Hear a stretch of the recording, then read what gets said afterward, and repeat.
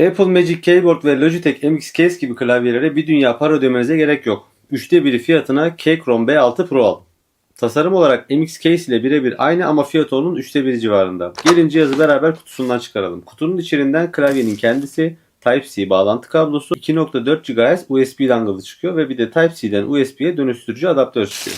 Bu sayede klavyeyi birçok farklı bağlantı seçeneğiyle rahatça kullanabiliyorsunuz. Klavyenin sırt kısmında bağlantı modları arasında geçiş yapabileceğiniz bir tuş da var. Bu sayede cihazı 4 farklı cihaza aynı anda bağlayabiliyorsunuz. Ayrıca üzerindeki Type-C girişi sayesinde hem klavyeyi şarj edebiliyor hem de kablolu olarak kullanabiliyorsunuz. Açma kapama tuşunun hemen yanında ise Mac ve Windows işletim sistemleri arasında geçiş sağlayan bir buton var. Bu sayede iki farklı bilgisayarla çalışırken sistemler arası geçiş yapmak çok kolay. Klavyenin tuşlarında tıpkı MX Case modelinde olduğu gibi hafif bir çukur var. Bu yapı sayesinde yazma hissiyatı çok daha ergonomik ve keyifli bir hale geliyor. Klavyenin sesi de tam olarak bu şekilde.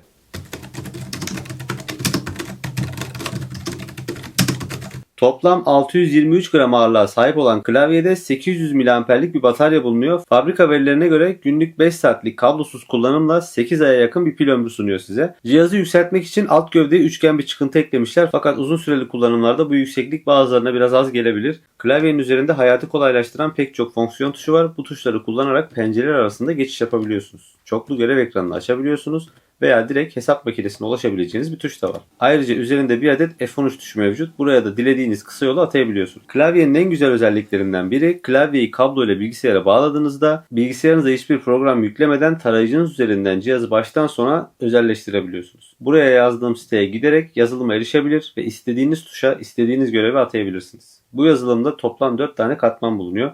Bu katmanların 2 tanesi Mac için, 2 tanesi Windows için ayrılmış. Her bir katmanı tamamen farklı bir klavyeymiş gibi yapılandırabiliyorsunuz. Örneğin bir katmanı kurgu programlarına göre özelleştirirken diğer katmanı da Photoshop gibi uygulamalar için hazırlayabilirsiniz. Katmanlar arası geçiş yapmak da oldukça basit. Bana göre klavyenin tek eksiği arkadan aydınlatmasının olmaması. Özellikle geceleri edit yapanlar için karanlıkta tuş aydınlatması çok kullanışlı olabiliyor. Toparlamak gerekirse genel hatlarıyla çok başarılı bir klavye. Apple ve Logitech'in güncel fiyatlarını düşündüğünüzde bu bütçeyle alınabilecek en mantıklı cihaz olabilir. Klavyenin linkini açıklamalar kısmına bırakıyorum.